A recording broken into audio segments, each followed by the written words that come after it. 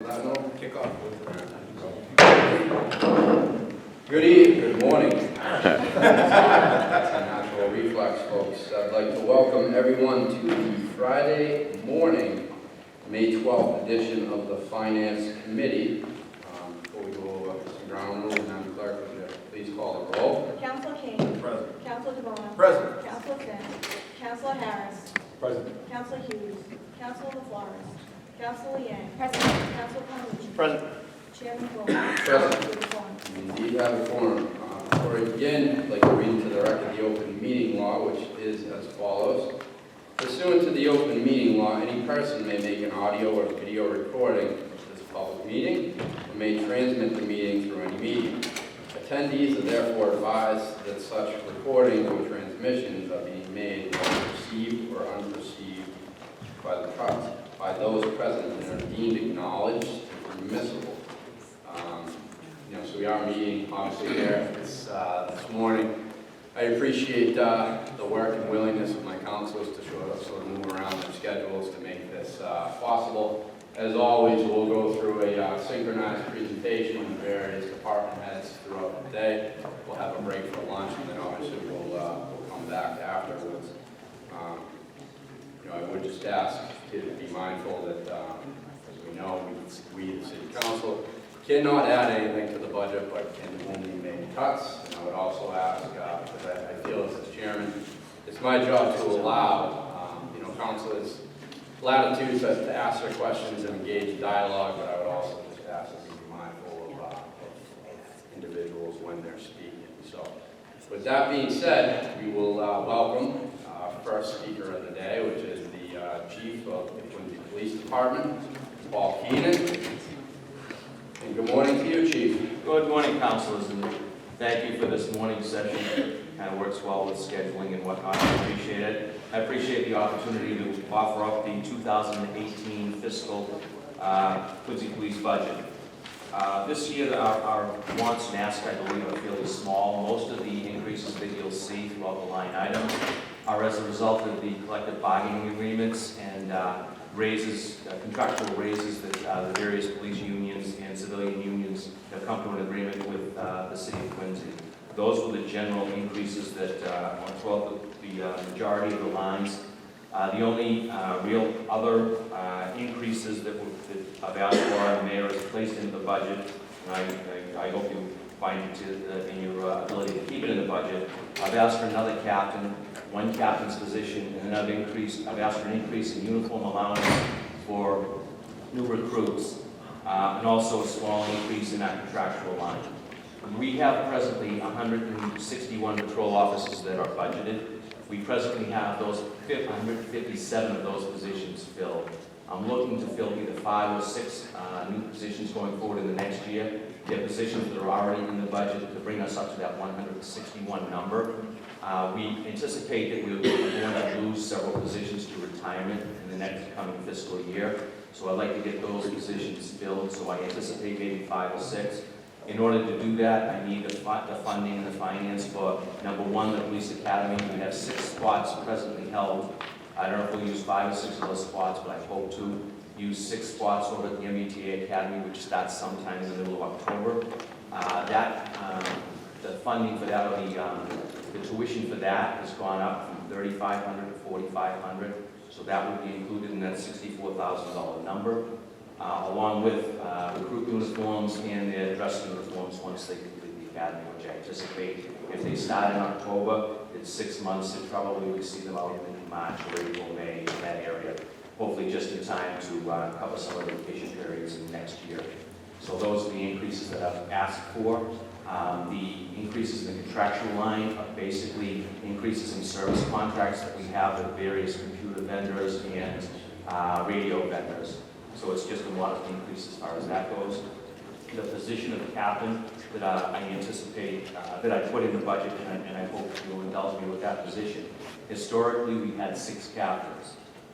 In 2008, due to budget constraints, that number was limited. 2 positions were eliminated, and it was funded for 4 captain's positions. Back in the day, we had a community police captain, we had a night and day captain, a detective captain, and administrative captain. At present, we had 1 captain who was doing all the patrol, previous to most recently, we had one captain who was doing all patrol. We had a captain of detectives and administrative captain. I've broken the patrol captains down to a night and day, which is what we've always had, because things are getting an awful lot more sophisticated. There was a lapse at night when the captain would work primarily Monday through Friday on days. So I've asked for another position for a captain. My goal is to put a captain in administration, then Captain Dugan. There's a day captain, there's a night captain, and there's a detective captain. What I would like to fund is a captain who would be in charge of all specialized units. As time has gone on, the police department has become more specialized, and that's a common thread within the industry. So my goal is to place a captain in charge of the special operations unit, the motorcycles, the marine unit, the canine unit, the anti-crime unit, dive team, the hostage negotiators. Those are all specialized units. They require specialized training, they require specialized equipment, and most of the equipment we get for those specialized units is through funding, through grant funding. We've been funded very well through the UASI group, which is the Urban Area Security Initiative with Boston, Cambridge, Brookline, Everett. There's 9 communities that are involved, and that's how we've gotten most of the funding for those specialized units, so it hasn't fallen on the backs of the Quincy taxpayers for the most part. So I'd like oversight in that unit. Those units require an awful lot of training, an awful lot of scheduling, and I think it would streamline the process and to become more efficient and more effective, and I believe they need oversight. So essentially, that's what we're looking at for budget increases for the Quincy Police Department for 2018. Questions for the chief, Council Calhoun. Good morning, Chief. Good morning, Council. So the specialized units, approximately, I'm not trying to stump you, but approximately how many officers would be under the direction of that captain? Officers and superior officers? 50. Roughly about, some of them, like the Marine, the SWAT team, the hostage negotiators, they're part-time units. They're not full-time. They train throughout the month. They'd only be called as needed. Special operations, there's about 10 motorcycle officers in the special operations unit. The Marine unit, we have 3 boats, four members, but 3 boats. The canine, I think we're up to 9 or 10 canine officers that work throughout the day and night. They have 2 specialties. One is drug detection, and we've kind of increased that a little bit recently with the purchase through a grant of a new drug dog. It's a lab, I believe, a chocolate lab. Charlie's name is great. And we have the EOD, the bomb recognition dogs as well. They fall under that unit. What's our dog makeup now? What's the dog? I think it's 7 and 3. 7 EOD and 3 drug detection. And those are all, for the most part, through grants? Correct. Correct. And so, going back to my question, you said about 50 folks under each captain. How many are under the other captains? Now, obviously, the captain of administration, arguably everybody's. Right, that's Captain Dugan. He's my administrative assistant. De facto second in command, I guess, although he doesn't have the title, but, so he would have. What's more important is whether or not he thinks he's second in command, I think, right? It depends on the day. Okay. He's good to deal with, but he would cover all of the administration. The captain and detectives in charge of special investigations, which is child sex crimes, juvenile issues, sexual assaults, domestic violence. There's a number of categories. The DARE offices, the school resource offices. That's the special investigations unit, the regular detective unit. They do basically soup to nuts, pretty much everything from a homicide down to a larceny. And then there's a drug unit as well. And they've got, I believe, up to 8 drug officers or 9 drug officers with a lieutenant in that. So he oversees and supervises that. The day patrol is about 33 officers that are assigned to the day, and about 33 to 36 that are assigned on the 4 to midnight shift. And the overnight shift is another 30 on the midnight shift, midnight to 8 for patrol officers. So with the new captain overseeing 50 officers and some are part-time, it's going to be very comparable to what the day shift and overnight shift captains supervise? Yes, that's correct. Okay, and then I just wanted to ask you, how did the implementation go of the new computerized system to track officer time, detail time, vacation time? It's actually going very well. It wasn't seamless, it's a cumbersome program, but it's a powerful program. So Every time I install an upgrade on my computer, I can never figure it out, so I can't imagine. It's A tricky. computer system that, But it's really working well. It does what it was purported to do. If there's any overlap in any hours of work, it will catch it, will flag it, and Sergeant Jennifer Tapper, who's now in charge of professional standards in my office, every day she looks at any of those exceptions to make sure that they're allowable exceptions on a contract or whatever the case may be, so there's no overlap. So it's cumbersome, but it's working very, very well. The detail officer, Mark Foreman, does an excellent job, and he seems to like the program. He speaks well of the program.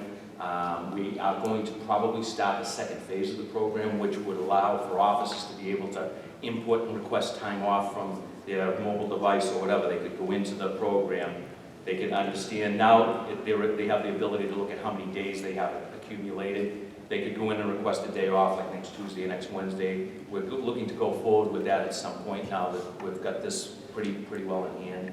So it is working very well in answer to your question. that's good to know. And how many officers, I know I heard you say it, but I forget what the number, how many officers are we up to? 157 we have physically present. We have 161 that we're budgeted for. I anticipate a couple of openings coming up in the next fiscal year due to officers retiring. Okay, and nobody out on long-term disability? We do have a couple of people who have undergone various surgeries. I think we're at 2 or 3. It's minimal, and they're in the process of healing and whatnot. The ones that are out, that have been out any length of time, and the length of time is under a year for all of them, well under a year. They have gone through surgical procedures and they're on the mend now, so I anticipate having them back. What happens is when they're out long-term, if this, depending on the nature of the injury or illness, what they'll do is after a certain amount of time, we bring them back light duty, and they'll work, in the record room or doing something to get them back to work essentially. So Okay. we have a pretty good handle on that. And where do you think we are in terms of where we need to be for staff? I think we're in good shape. The mayor and I have had some preliminary conversations about expanding the size of the department going forward. I know that, every year is a challenge budget-wise. This year was kind of a lean budget. Explained to me that we don't have an awful lot of extra wiggle room this year because of other financial commitments to the city. But I think we're in great shape. I think we provide a good service to the city. I think we're meeting the needs of all of our citizens, our taxpayers, and our citizens. And I think we have a good handle on it. I think as the city continues to expand population-wise, I think we have to look at potentially expanding the size of the department, but I feel very comfortable at this point in time with where we are. And I agree. I think for the size of the city that we are, we're an incredibly safe city. The violence that you see in other communities of a similar size, like Brockton, the difference is night and day between Quincy and a community like that. Thankfully, yes. Yeah. I think it goes along with a lot of the good work and the dedication that our offices show the citizens every single day when they take the streets. I agree with that. The trend has been, up till now, including this year's budget, is we've kind of gone back and forth between fire and police in terms of... More fire, but Yeah, this year. It's funny, because last year, I think we added... no, I see what you're saying, yeah, you're right. sorry. So you're in active conversations with the mayor about adding to staff, so Yeah, potentially next year. We wasn't able to do it this year, but it is a concern of his as well as mine. We just want to continue to see, as the city grows, we want to see, the police department. And lastly, there's been some issues with evidence rooms in other communities. What, if any, steps have you taken, or what's your level of confidence in terms of... My level of confidence is very high. About 4 years ago, we got a new computer program. We went to a barcode system. It was 4 or 5 years ago, and it's been a work in progress since then. What we've done is we've streamlined our policies. We've streamlined the process that we use in the evidence room. They've gone in and done, our detectives have gone in and done a complete overhaul in the evidence room. We've now started doing quarterly audits and that type of thing. It took an awful long time to clean it up because, unfortunately, you've probably all been in the police station. It's very, very much dated. And the evidence room was an afterthought, I think, originally when the station was built. So we have challenges space-wise, but as far as the continuity of evidence and the process that we use, I feel very confident. We actually have a different evidence system in a lot of places. We actually have 3 evidence rooms. We have an evidence room for general evidence, which would be, a gun, it could be a car bumper, it could be just about anything, a rock, a bat. All of that stuff is in the general evidence room. We also have, and that's overseen by lieutenant and detectives, as well as the captain. The captain oversees all of them. But then there's a drug evidence room. The drug evidence room is overseen by a lieutenant. All of these evidence rooms have very limited access. It's all key coded so that we know who goes in and who goes out. And we also have a sexual assault evidence room that's overseen by a lieutenant as well, the same one that oversees the drug evidence room. That's also limited access. So everything is accounted for. As far as the finance system, the money system goes, what we do is any money, any cash or any kind of money that comes into the Quincy Police Department is all recorded in 3 or 4 different locations. And then we transport that money up to a bank in Quincy Square. That money is deposited into account in Quincy Square. And anytime we get seizures, we do it as often as we can. We're actually working with Deb Coughlin to make it a little bit more user-friendly, because there's been some hiccups with whoever the captain is that takes that money up has to deposit the money, but he has to use the social security number and all that type of thing. And they have SARs, which is suspicious activity reports, filed on them because they're dropping large sums of cash. So we're trying to avoid that and trying to get it so that they can just do a straight deposit. But we don't keep money in the station for very, very long. We try and get it up and out, and it's accounted for by 2 or 3 different steps. So I feel very confident in our evidence process. I am looking at a meeting shortly with a company. It's called Axiom. They're the ones that do tasers. They do the body cameras. They also have an evidence program, an evidence accounting program that I'm going to take a look at. I'll meet with them at some point in the next month or so and sit down and take a look at what they have to offer to see if it's better than what we have. But we are up to date on our computer software up there. And the last program that we had was 20-odd years old, even more than that. And it was effective, but at this point now it's even more effective. Oh, good. We're glad to hear them. I think that's many of the things you said that we do are part of the problems that other communities have. That they weren't doing routine audits. They didn't have e-card access or punch code access to know who was coming in and out of evidence rooms. Right. We have video recording of it, and we also have key fob access. So. And limited access. You don't have unlimited. You have limited access to what you need to be into. So it's just not, anyone can't walk in on it. Oh, good. Well, thank you for that information. Keep up the good work. And I know that capital improvement isn't on the agenda today, but certainly one of the things that I saw in that capital improvement request from the mayor that I immediately said I'll vote for that in a heartbeat was the money to study the new police headquarters. And I think it's time.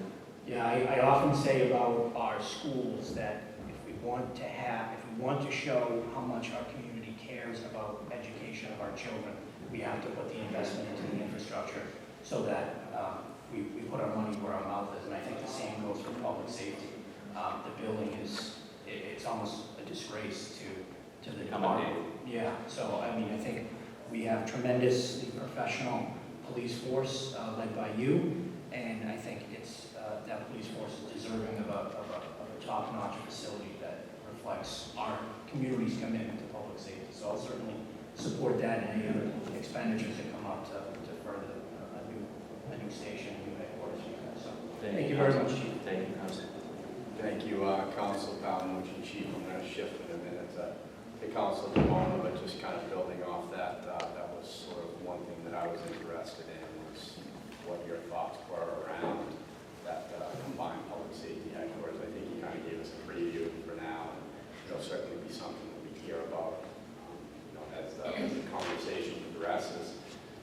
Obviously, and I agree with Council Palmucci. I think your men in blue, who some of them are joining us here this morning, do a fine job doing police work throughout the city. And for me, as we not even contemplate because it's happening, as we witness the city continue to grow, I think it's just really important from a staffing standpoint to make sure that we're meeting those needs of all these new construction apartments, because casual observation, many times there's more people in a centralized location, there's more potential for police intervention. So I'm glad to hear that it's something that you're keeping an eye on.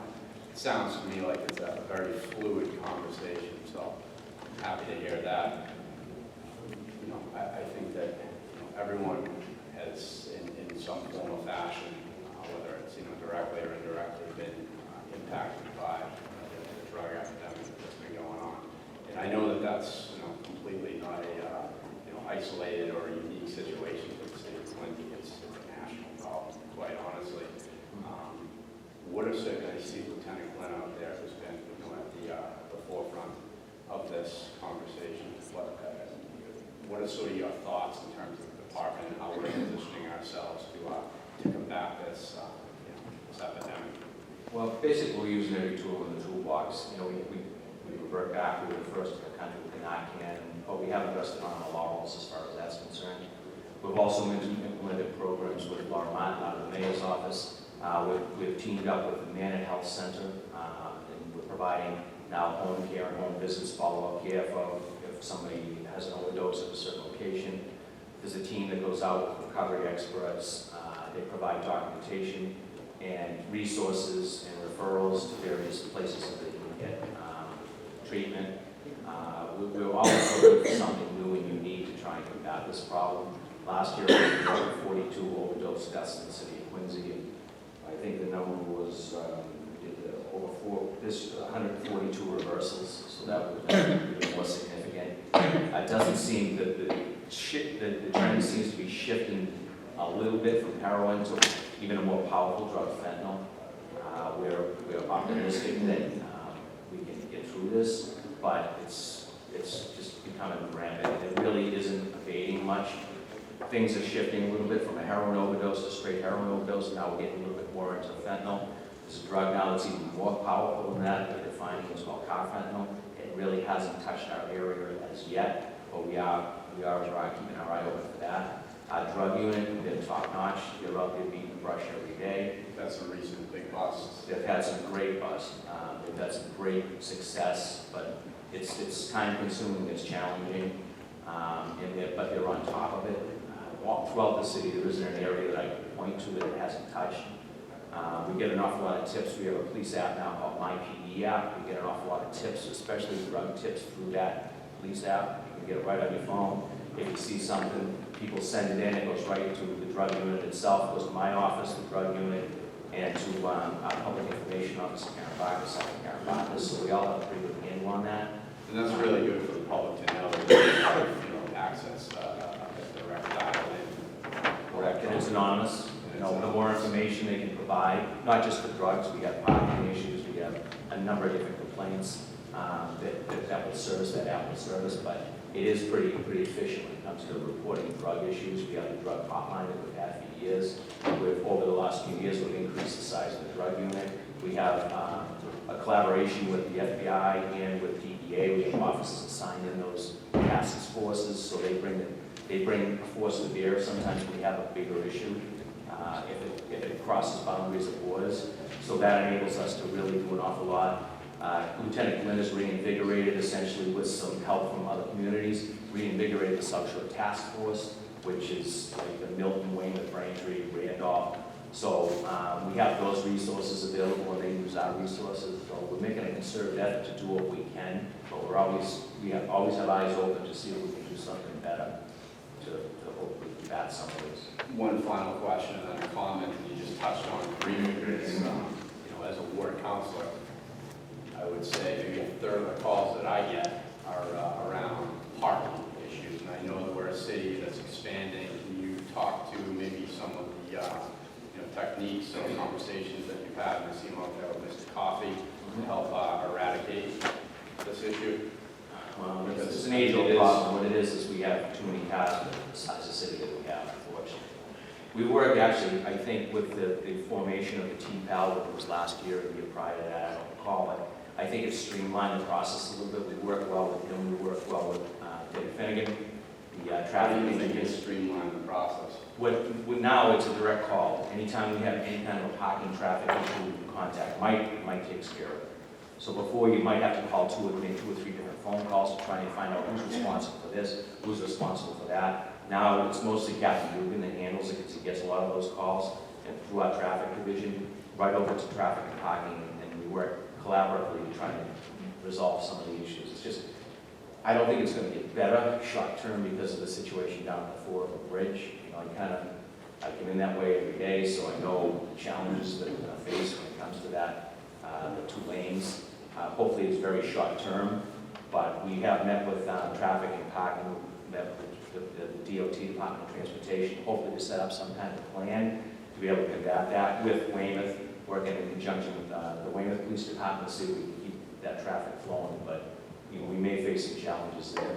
And just as kind of a sidebar, right, so I represent that area, intimately familiar with the details, and the reality is it's $250 million, B as in boy, $1 billion problem, and, or issue maybe or maybe not forthcoming, but we always knew that when a bridge of that magnitude, with those monies invested, there would be some sort of maybe displacement, call it, so there will be a public hearing and sponsored by Mass Department of I know they've Transportation. set up some hearings, I'm not sure. It'll be next Thursday.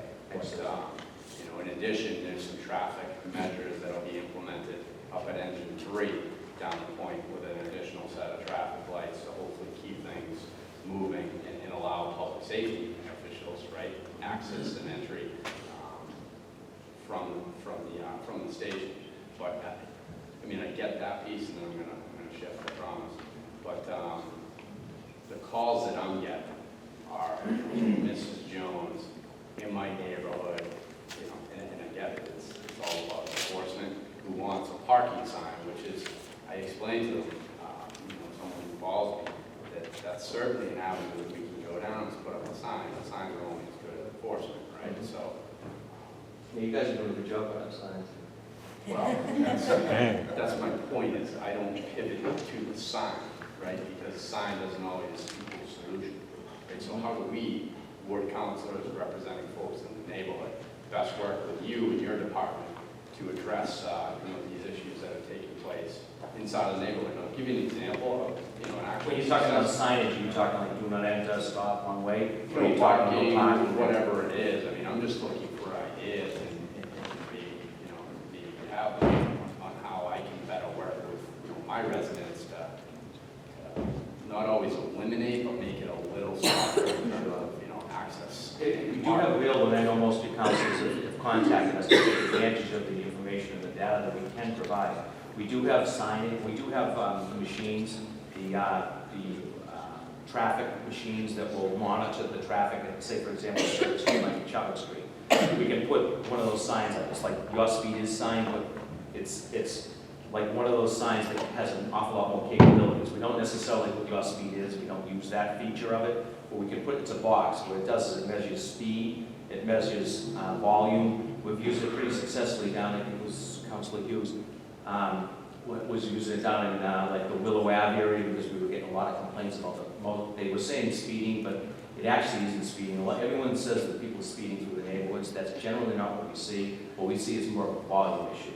What happens is there's a cut through. People, if this, and you're probably going to see it unfortunately through some of those areas down in the lower point when the bridge gets backed up. People cut through the little side streets. We can put those signs out, and we can give you up-to-date, live-time information on when the issues are, where they are, whether it's volume, speed, whatever the case may be. So we can provide all that data for you.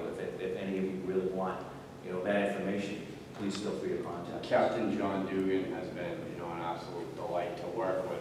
Well, maybe for you. My conversation was 3 minutes, you got them for 8 hours, right? But no, in all sincerity, he really has been, you know, delightful to work with, and we have had, you know, some success. And, you know, it always feels faster when people are coming down your street. We've seen the data to sometimes, you know, counterpoint the, you know, what the sentiment is in the neighborhood. But you're right on the Fort River. It sounds like your department is aware of it. It's going to be kind of pushing more resources up that way. Well, we met with the DOT in relationship where we're in Pastor Bridge. We met with the DOT a couple of times, and they've got a plan in place where they're going to put offices at peak times, rush hour, the hours I think are 3 to 7 or 2 to 6, and then 6 o'clock in the morning to 10 o'clock in the morning on the rush hours, so that we can, not just at the bridge, they'll be in East Howard and West Howard. They'll be up by Falls Boulevard and Quincy Ave. There'll be, of course, the Southern Avenue and Washington Street, Graft Highway. So they're going to be strategically placed. We've also had conversations with T-Power, with Mike and with Debbie Finnegan about signage along Southern Avenue, giving people options if the bridge is backed up to go different ways, go to the highway, go through other, like McGrath Highway, Quincy Ave, that type of thing, to see if we can disperse some of the traffic away from that particular choke point. So I know that we've met. They're gonna try and synchronize the lights. I know there's been a couple of issues with the lights at Southern Avenue and C Street recently. We've had conversations recently, yesterday with my coffee, about timing those lights so that the traffic flows a little bit better through that intersection, hopefully down into the point and wherever they need to go. Thank you. I mean, I think we always knew that the traffic reconfiguration was coming, and anything that you and your department could do to kind of help, soften displacement is greatly appreciated. One final comment, and I'm done. I say it every year because now is about the time where it begins to happen. But what is it? You're gonna say the park? Mount Street Beach and Faxon Park. I participated in Cleaner Greener last week and with the Pennsville Neighborhood Association, and you wouldn't even believe the stuff that we pulled out of there. So, Unfortunately, what's that? unfortunately, I know what you're dealing with up there. It's a challenge. To kind of put that on your radar screen, and again, once the weather hits, we sort of, attract a different element down to Mount Street Beach. We just want you to be aware of it, hopefully, contain it, because it becomes an issue, full board, and those are the phone calls that I have right about now. But I guess to close out, I appreciate your comment, appreciate, the work of your department serving and protecting the city of Quincy. Thank you for your time here this morning. Back Councilor DeBona. Thank you, Chairman Kroll. Good morning, Chief. It's good to see you this morning with the crew. Thank you for coming by to start off and kick off this morning edition. Just want to start off by saying thank you for Autism Awareness Month of April, putting those magnets and ribbons on those cruisers near and dear to my heart, and doing the fundraiser over at Lindy's. I know I've been over there with you guys and saw some of the officers bowling and stuff, doing a little candlepin bowling, but great fundraiser. Thank you for doing that for the community and the autism spectrum disorder. I'm looking forward to appropriate this new captain for you, or get back to this, your loss. You went from 6 to 4 in 2008. It's been almost a whole decade of only having 4, 1/3, this elimination of that. So looking forward to the specialized unit for a captain. It's kind of a modest budget for you guys. $900,000 is the amount that it looks like it's an increase. Looks like level budgeting, a couple different increases in a couple different areas. Looking forward to all of that. A few questions that I do have is, the vehicles that you've got, the 13 vehicles. Can you talk a little bit about how you've integrated those into with the workforce or the crews? Every year, generally every year, hopefully we do get a lot of new vehicles. The vehicles, they have a shelf life. We're actually in great shape right now. We have all our frontline vehicles are reasonably new within a year or two.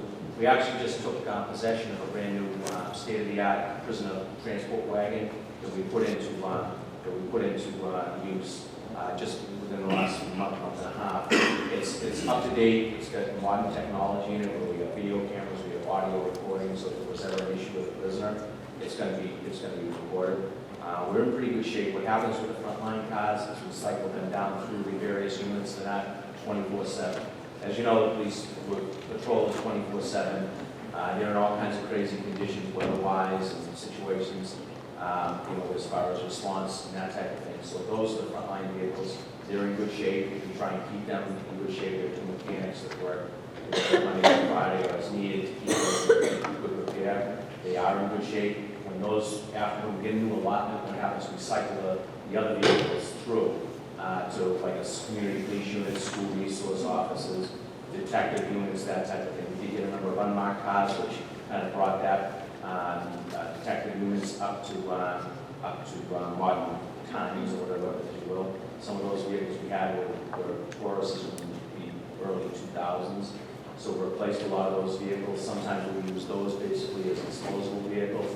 If we have a surveillance or an undercover investigation going, we use those cars. They use them up in Quincy Square a lot for our anti-crime unit. So everything we get cycles through. By the end of the time of the vehicle's life, is pretty much nothing left to it. So and then we will either get rid of those, we get them to MHQ for credit, or we get them crushed or whatever the case may be. So we cycle them through, we use them as long as we can, as long as they have shelf life. But at this point, our fleet is in pretty good way. Right outside here, the Hancock Adams Green has been refurbished over the last year with a temporary situation out there. And we're looking to appropriate down the road with, hotel, motel tax for outside. Do you see a difference by just refurbishing outside with the amount of, I would say, crime or action outside here? Do you think that's a difference? Just by making it look better in Boston? Yes, I do, and a lot of it is because it's been cleared. It looks beautiful right now, and I think it's going to, I know it's going to get better. My hope is that we don't over-vegetate or over-plant. That's up to the mayor. I know he's a big guy on greenery and that type of thing, but we need surveillance in this area, especially camera surveillance, video surveillance that we have access to. We do have some, but we need to make sure that that's part of the plan going forward. So we always have eyes on at the station. Because it seems to be with the MBTA area, it seems to be a magnet where people congregate. Sometimes, they're not doing things that are in the best interest of the city. So we are on top of it. Now that it's all played out, I think it's going to come on an awful lot better. We have basically 3 offices assigned up in the Quincy Square area. Officer Brandolini, who I'm sure you probably all see running around all day long. Officer Manning and Officer Donnelly. They're sometimes in plain clothes, so they're in the area as well. So we have it pretty well saturated with these offices. We have an officer, the Quincy Square officer during the day. We also have a Quincy Square officer here at midnight that patrols the whole area. So we have a good handle on it, but I think we need to be aware of what's being built out here, be part of the mix, part of the conversation for security purposes. I strongly urge that we need, however, I don't know what the design is, but we need cameras and that type of technology I think as well. I would agree with you totally on that. Just to elaborate a little bit behind you, we'll talk a little bit about the library. How do you see the situation going on? Because I go to the library quite a bit with my children. I bring them into the children's section, we go into the regular other section. How is that being managed, I guess, right now in the last year? That's actually a pet project with Lieutenant Nick. He spends an awful lot of time, because I think he likes the area, he spends a lot of time at the security staff at the library. Mainly I noticed throughout the day, continuously. Any disorders aren't tolerated up there. What we do is, if we have a situation with somebody up there that's not acting properly, they'll trespass them. They'll go to the court, and the court has backed us up on this, give them a 30-day, 60, 90-day, whatever it may be, a trespass notice so they can't get the property. If we find that the trespass notice is an issue, and they are on the property, we arrest them. We'll arrest them for trespassing. We'll work well with the courts. We have those offices, there's a square officer up there. Throughout the day, I think there's continuous police presence. We do work with the staff, the director of the library, trying to keep things under control up there. For some reason, in other places, people seem like a congregate that, they're not going there for the purpose that the building was designed. Over the last few years, just being on the street knocking on doors, there's a stigma with the library. And I say to them, well, wait a minute, I go to the library and I bring my children there. So we're trying to erase that stigma that's been there, that the Thomas Gray Public Library is a haven to be hanging out, I guess I can say. And that also goes for outside here. We're looking to appropriate funding for the library, we're looking to appropriate funding outside here. We're trying to clean up our city as well as you guys are doing a fabulous job out there. This is the gateway. Once you get off that train and you look outside here, you want to look at something like, down at Boston Common, in Boston. I see more structures. Do you see a change? I mean, we're refurbishing the city. We're doing a lot of construction, we're rebuilding, redeveloping. Do you see a difference in, I guess, the hanging out on the downtown type of situation? Are there areas that you start to see refurbished and less of frequency of possible crime? Yes and no. It's still a challenge because we have a good-sized homeless population, and I'm not, belittling them or placing responsibility on them, but they do bring a certain element into the city. You know, Father Bill's is right down the street. When Father Bill's empties out during the day, they basically come up in Quincy Square and around Quincy Square. You know, many of them doing the right things. Unfortunately, sometimes some of them don't do the right things. We have a good handle on that. I do see the city becoming more vibrant, especially at night. There are more people that are going out, frequenting the bars and the restaurants, and you know, some of the nice things that Quincy Square has to offer. So I see it turning in the right direction. I see the city becoming much more vibrant. We have a good presence here, so I think that people have a sense of safety in Quincy Square. But we are vigilant with that. We keep an eye on what goes on down here, especially at night, because people are out, thankfully, going to different places, and they're out going to concerts, they're going to the restaurants and that type of thing. It's just what I think we want to go, what we're looking in the direction as well. Thank you, thank you. Also, a little bit, if you can just educate a little bit for the public, for the sex offenders, what they have to do for the process of just being on the books. How does that process work? They have to register. We register the homeless continuously, but people have to register yearly. We actually just completed, we're one of the few cities, I think, that's on top of this, that does this religiously. We conduct an audit. The Special Investigations Unit detectives under Lieutenant Glynn, we do an annual audit. And what the annual audit is, we go, we check where they're living, where they're working, where they say they're supposed to be, to make sure that they're in compliance. So we are on top of it. So I feel pretty comfortable that we're doing the right things. Nothing can be dependent 100%, but we are vigilant when it comes to making sure they're registered, making sure they're audited. I also, the sentiments of Councilor Kroll and Councilor Carmucci with the Public Safety Headquarters, I'm looking forward to be voting yes on that and getting you underway to have a new facility. Obviously, we're going to do a design study on the place to see if it's dealable, but I've been through there over the last few years. Some sections are in pretty good condition, some sections are in terrible condition, so we're looking forward to doing that. I want to say thank you to Lieutenant Glenn and you, as well as yourself and your entire force for the Narcan situation in the city of Quincy. Being innovative, 60 minutes, the whole 9 yards, and everybody talks about it outside the city that I hear. Do you see that this new powerful drug going to be hitting them? As you said, well, they're being overdosed and they're finding out there's no heroin in it, it's just fentanyl, or this new car fentanyl. Are you seeing that to be the new wave? Yes. It's not just in Quincy, it's not, certainly not in Quincy. In fact, we really haven't seen car fentanyl at this point yet. We anticipated it. It's heading in our direction. It's in a lot of the communities that surround us, especially up north. Yeah, the fentanyl seems to be the way things are going because of the cost. Thank you. It's a money maker. I know there's more councils that want to speak, but I want to make a positive recommendation to move this as well.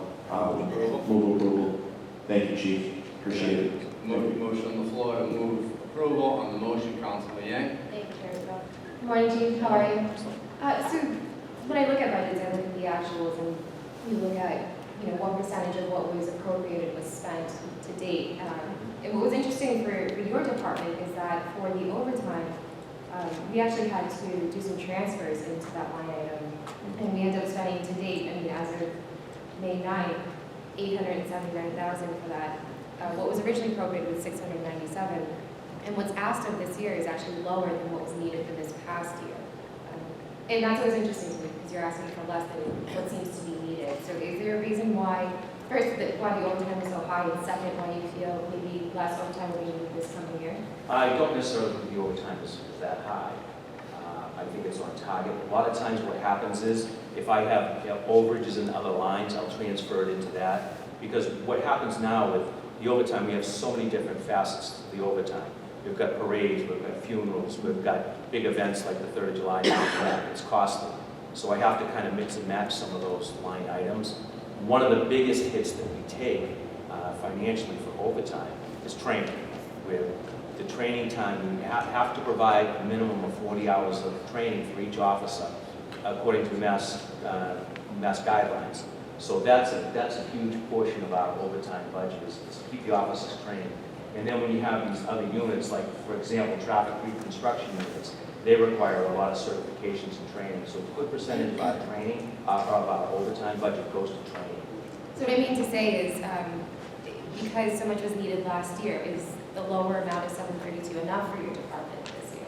I'd like to see that I can't increase, add but it. I'll take, I know you can't increase it, I wish you could, but, you know, we've talked with the mayor, and it's a number that I feel that, I think it's a reasonable number that I can live with, and if I have to come back for an appropriation, I feel comfortable doing that. I haven't had to in the 9 years I've been the chief. We've been able to manage within our budget. I anticipate this budget cycle that we're gonna come in hopefully right on budget, you know, within a few dollars. I try and get it down to the exact dollar if I can. What we do is we put in different management practices. A lot of times, towards the end of the fiscal year, I'll spend a little bit more, especially on training, because I want to make sure I can get to that point where I can afford to do it. So I'll do a little extra training. If I have extra money, sometimes I'll put out extra patrols, for example, in the parks, or for traffic enforcement, or I'll unleash the drug unit a little bit more and allow them to go out and do a little bit more enforcement. So I try and manage within that budget and stay within those numbers. I've been able to do it for 9 years. I have one of the sergeants who does the grants, Christine Hurton. She gives me a budget update weekly, so we make sure that we're right on target to where we need to be. And then I'll make adjustments, you know, as the end of the fiscal year comes closer. Great. And so when you talked about the training, on the education pay, can that line item go towards the training if needed? The education line? No, the education line is a contractual benefit of the offices in the Quincy Police Department. It's called the Quinn Bill. The education line funds that. The training lines are the ones that fund the actual going out to, you know, like the firing range to fire firearms or first aid, CPR, that type of thing. I mean, that's great. Again, it's rare for me when I get to see a line that ends up spending more, but requests less. And if that is going towards training, I obviously want to make sure that you guys are funded enough for that. Like how we mentioned earlier, this police department is commendable, the work that we do. We don't have to worry about, are our police officers doing the right or not. And we hear that in other citizens now, so you can take pride in the fact that Quincy is well trained in the force. I know that you're bringing on new recruits as well, and so there's a new recruit line here for $64,000. It had not been funded in the past. Do you see that this line will continue to stay in the budget moving forward? That depends on retirements and what we anticipate filling for positions. That money is for the academy, the police academy is $4,500 at the MBTA transit. That's where we have the seats at this point. But also just to equip those offices with the initial equipment. That line next year, if we're not anticipating any hiring, there wouldn't be anything in there. Depending on what the needs as the officers retire, age up, retire, we can kind of project what we're looking to do. Right now, we have a hard number. We've got 157. We have 4 vacancies that we know are open. That are open. There's a couple of retirements that we anticipate because of age, and then there's a couple of issues. There's always someone that either gets sick or retires early that we didn't anticipate. But that line will be flexible. Great. And you said that includes equipment as well? We give like the firearms, the radio, gun belts, boots, uniforms and equipment, as well as their training needs.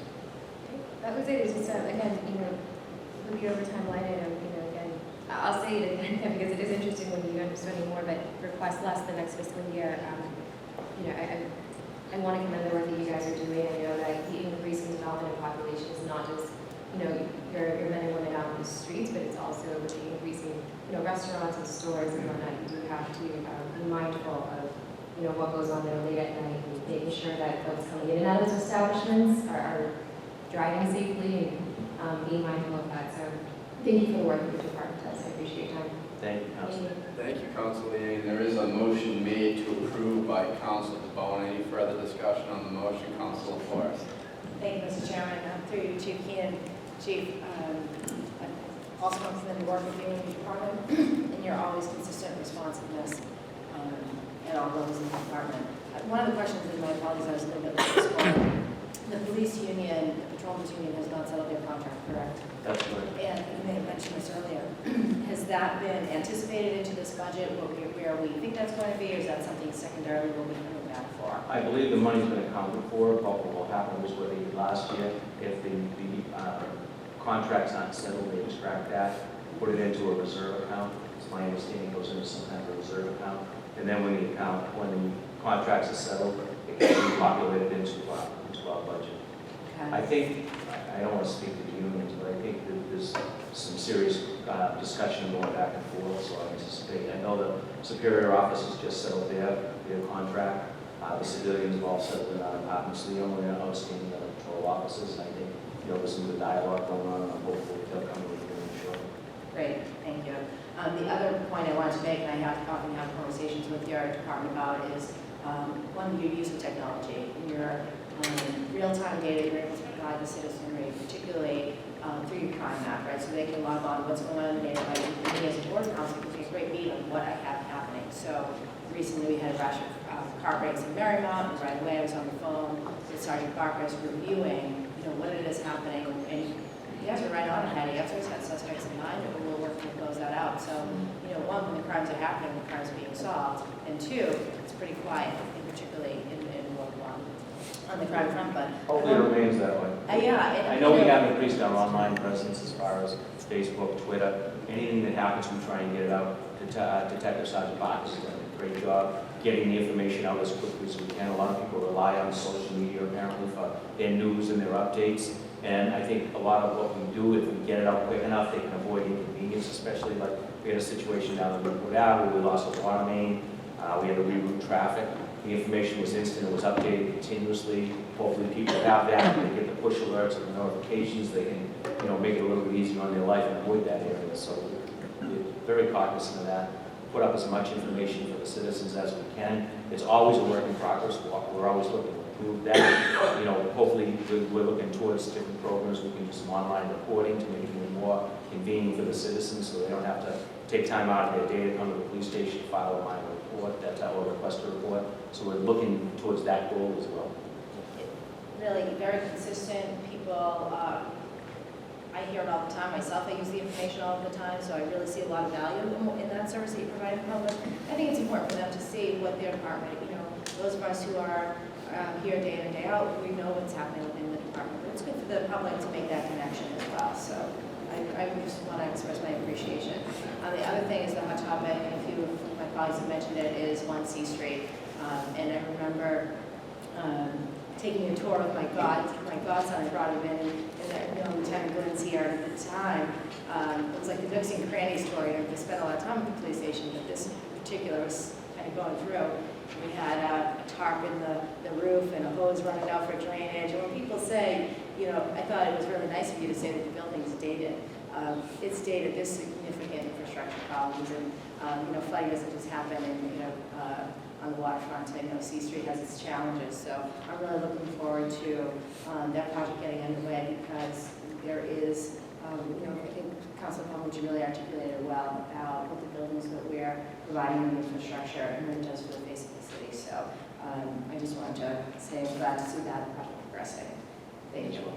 Thank you, Council. Any further discussion on the motion? Seeing none, Madam Clerk, please call the roll. Councilor Kane. Yes. Councilor DeBona. Yes. Councilor Finn. Councilor Harris. Yes. Councilor Hughes. Yes. Councilor Suarez. Yes. Councilor Yang. Yes. Councilor Palmucci. Yes. Chairman Cole. Yes. 8 voting in the affirmative. Thank you very much, Chief. Enjoy the rest of your day. Thank you, Council. I appreciate you taking the support. Council's next department on the agenda is the animal control. There's Don Convoy, and the details can be found on page 31. Good morning, Good Don. morning, Council. The only increase is union mandated, is level fund. Motion. Motion on the floor to move with approval. Any discussion on the motion? Councilor Forrest. Thank you, Councilor Crowe. Ward 1 has had a lot of issues with animal control and lack thereof, and it's really been a frustration of mine consistently for 8 years. We joke, how's that with the land where the dogs run free? Everyone in the neighborhood knows the dogs run free, they can't seem to be found. Mr. Conboy, in the revenue line, I saw 0 for animal control. So are you telling me that 0 was the amount of fines collected last year? Apparently so. Not one ticket, you write one ticket? I and wrote probably 10 tickets. You wrote 10 tickets? Yeah, Let's walk through that. What brings you out on the street? I'm trying to understand the workflow of animal control. What brings you out on the street and what would be the violations to write a ticket? I'm sorry? I want to walk through kind of your workflow. What would trigger you to write this violation? Only 10 violations in a year, and I have frequent problems that the neighbors are like, same dog, same day, Groundhog's Day. can't find them, and you're telling me in an entire year between yourself and Mr. DeBella, we've written only 10 violations. Yes. We try to deal with the people and get them to cooperate. If it's a continual thing, then we write the ticket. And I understand I want compliance, I don't necessarily want their tickets, but I want to understand the use of the department, and you're telling me only 10 violations. How many of them were in Ward 1? Probably 10. Not, I don't know, so I can, Yeah. half anyways. So not $1 in revenue collected, and 10 tickets written in the year. What do you see the challenges in going forward this year? Challenge. Anything happening in your department, anything we should be on our radars as work I counselors? mean, I could write more tickets, and then we go to court, and the courts dismiss them all, so they've never, I'm just asking, what are you seeing on the street? What's out there? What's happening? Day in, day out on the job, what's happening in the front of the streets in Antelope? most of the time, people are cooperating. The only time we can get anybody is when somebody calls and complains.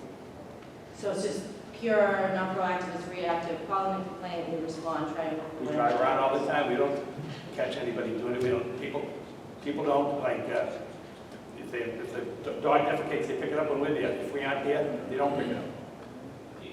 We've seen that, and then we get a lot of complaints about dogs defecating in the public parks. Like, for example, Macy Park is an area I've had a lot of complaints about, I've you been know, by right? there many, many times, and there's nobody there when I'm there. Right, right. The other thing I was interested, there's $1,000 for a uniform line. Does animal control wear uniforms? We have them, we don't wear them because of the messages we deal with and everything. We have them on there. If you want So we to, buy a uniform, but we don't wear them. So. we spend it on our shoes, our clothes that get dirty and stuff. Yeah. And what's your involvement in the new animal shelter project? Has that been a project you've been actively engaged in I've gone to the meetings that they've had. at the vet? The meetings that they've had. The meetings at the vet, okay. Thank you, Mr. Chairman. Thank you, Council. There's a motion to approve made by Council Kane. Any further discussion on the motion? Madam Clerk, please call the roll. Council King. Yes. Council DeBon. Yes. Council Harris. Yes. Council Hughes. Yes. Council LaFars. No. Council Leeang. Yes. Council Calhoun. Yes. Chairman Kroll. Yes. 701, the appropriation passes. Thank you, Don. Thank you, Council.